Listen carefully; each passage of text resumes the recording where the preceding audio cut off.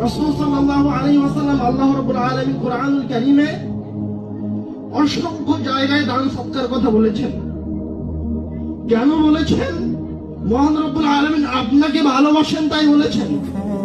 মহান রব্বুল আলামিনের ঠেকা পড়ে যায়নি আপনাকে জান্নাতে নিয়ে যেতে হবে। মহান রব্বুল আলামিনের ঠেকা পড়ে যায়নি যে আপনাকে বাধ্য করতে হবে দান করতে। মহান রব্বুল আলামিন উভয় পথে উন্মুক্ত করে রেখেছেন।